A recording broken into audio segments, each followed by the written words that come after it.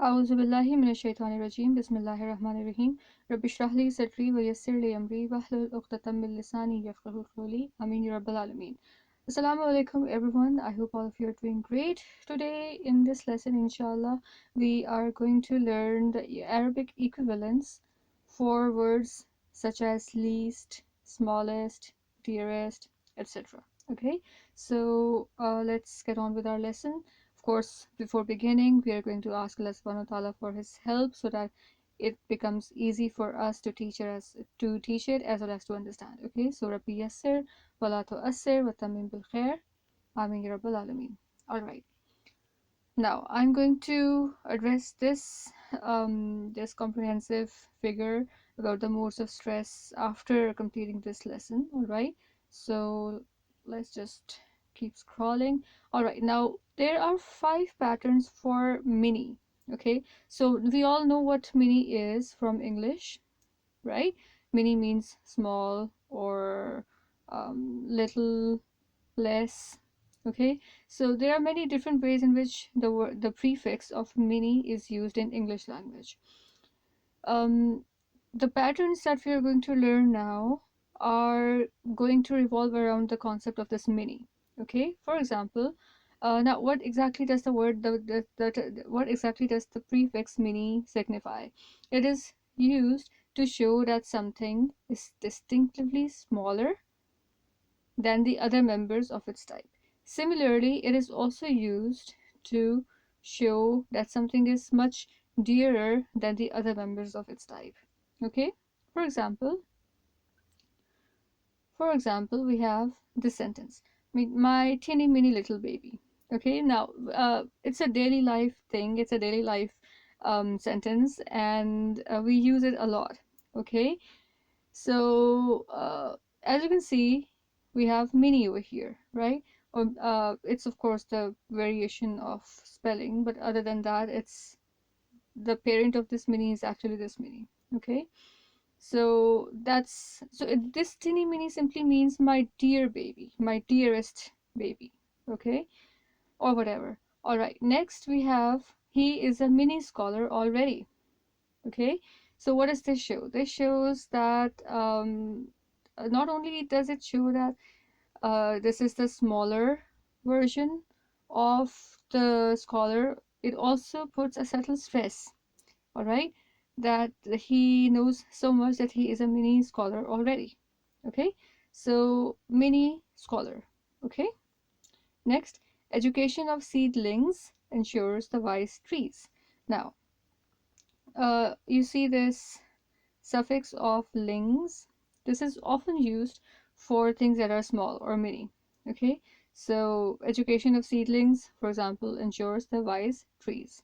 Okay, so I hope that this concept of mini is clear, because we all use this word mini, this prefix mini, in our daily lives, and I just wanted to bring this thing to light, because most of us don't usually observe or notice how we use the word mini, and I just wanted to let you guys know that thing that we're going to learn in this lesson is just the Arabic equivalent of mini. Okay, so we are done with our English analogy. Now let's see what we have in Arabic equivalent. Okay, now the nouns that are the equivalent of mini in Arabic are called ism tasghir. Okay, now if you can see, or if you can simply notice, the root letters in tasghir are sad, ghain, and ra, or simply Saghara, right? So this means small. Okay, hence the mini nouns or the diminutive nouns, forget about this terminology, diminutive. Simply know the mini nouns, or the smaller version of the nouns, is called ism tasghir in Arabic. Once again, I don't want you to remember ism tasghir, this grammatical terminology, at all. There's no need. Simply remember the pattern and the implication. That is it. Okay, now what does the ism tasghir signify? That something is smaller in size. Okay, It would similarly, this pattern for ism tasghir would be used to show that something is reduced in its quantity. It is also used for expression of extreme love for something. Okay, and just like we had teeny mini little baby up in the examples. Okay, just like that. Similarly, we have a case of expression of disgust at something or someone by using the pattern of ism tasghir. Okay, now there are a total of 5 patterns for the mini version or for the ism tasghir, but I would want you to memorize only one version. Okay, I know it says 2 here, but it is actually one single version, one single pattern that has a derivative which you are going to learn making in the next section, inshallah. Okay, so the basic pattern or the basic parent pattern is just one. Okay, and that's what we're going to address now. All right, so as you can see, ism tasghir, the patterns for mini or dearest. Okay, let's change the color.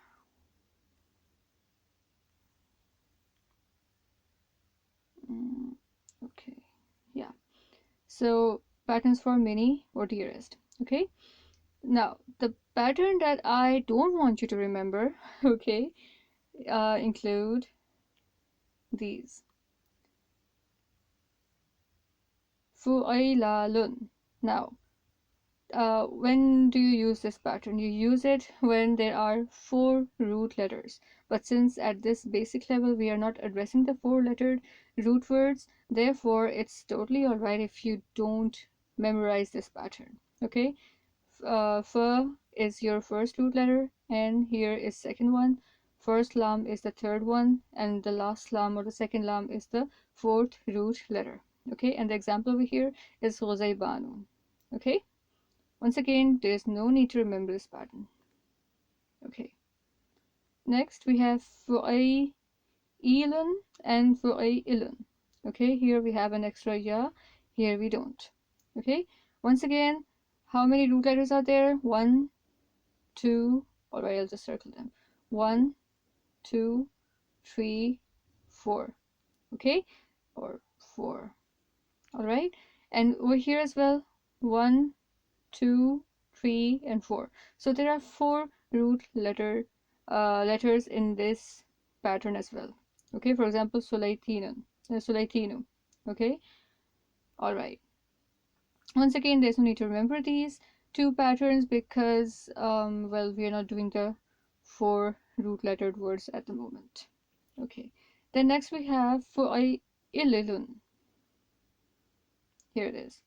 Fu'aililun. Alright, now here you can see that there are 5 root letters. Fa, and another n, and then lam, and then another lam. Okay, so there are 5 root letters, and once again, you don't need to bother about this pattern as well. Okay, now the one that I want you to remember is just one. Here it is. Fu'ailun. Okay, fu'ailun. And anything that is used in this pattern would become ism tasghir or the mini version or even the dearest version. Now, how are you going to differentiate between the mini version or the dearest version? Once again, it simply melts down to your judgment call, the background, the context. Okay, so that's how you're going to see if it is the mini version or the dearest version. Okay, so for Ailun. And if you want to convert this wa'ailun into its grammatical feminine counterpart, you know the rule. You simply check off its tanween and replace it with a fatha, and then you add the ta'i marbuta with the same i'rab or with the same harkat. Okay, so that's what. So it becomes fu'ailatun. This is the grammatically feminine version, and this is the grammatically masculine version. We have already completed this transformation from grammatical feminine and masculine and vice versa back in section A. So if you are still if you still do not know how to do that, you can of course go back and watch that lesson, inshallah. Okay, so remember the pattern fu'ailun. That is it. That's all I want you to remember. All right, now the last one is actually a derivative of fu'ailun. Okay, and how we come to this pattern is something that we're going to learn in the next section, inshallah. Okay, so I'm going to address the mechanics over there, but here I'm simply going to tell you that fu'ailun also becomes fu'ayun. All right, for example, bunayyun, my dearest son. Okay, bunayyatun, my dearest daughter. Okay, and fu'ayyun becomes fu'ayyatun in the similar manner that normal or any regular grammatically masculine ism changes into a grammatically feminine ism. Okay, so that's what. So the only thing I want you to remember once again is fu'ailun. Okay, and it also has its derivative of bunayyun or of fu'ayyun. Okay, right here, fu'ayyun, and the example is bunayyun. Okay, now this pattern is usually used to show the version of the dearest version. Okay, all right, usually. And but once again, for Ailun and for Ayun is the same thing. All right, so I hope that this thing is clear. I'll just discuss a couple of examples here, and this thing would be clear too, inshallah. Now, Asadun, it means a lion in Arabic.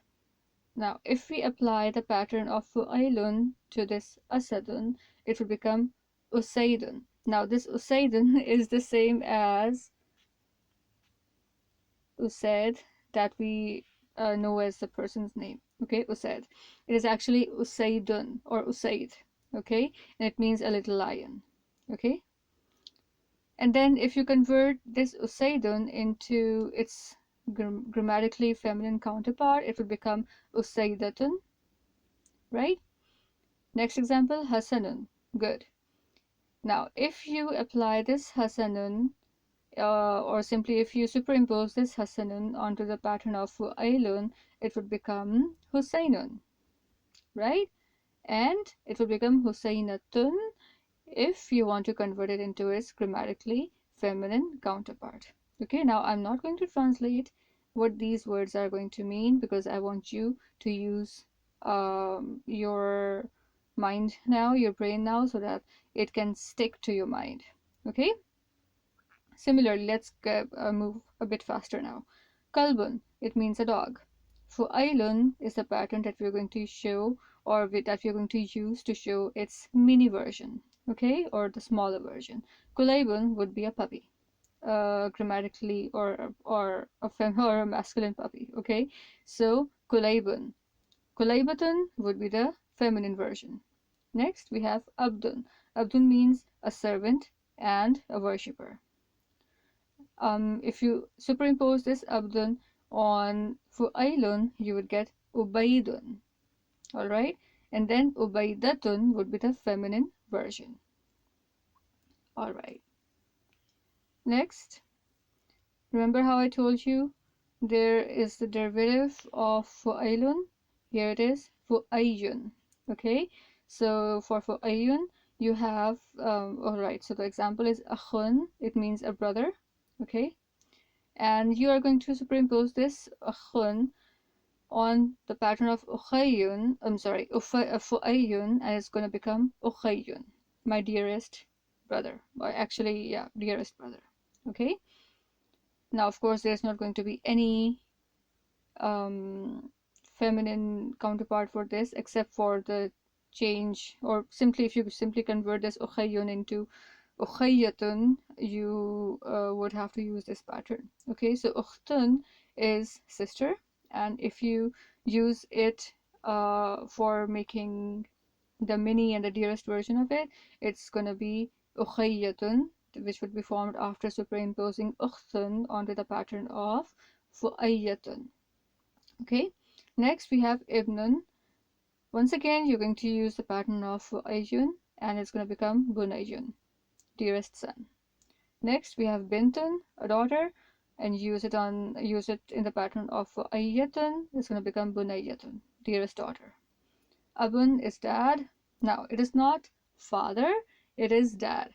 Okay, so it is the same thing, same difference as we have in father, dad, daddy. So dad and daddy, they are less formal, and they are more expressive of love.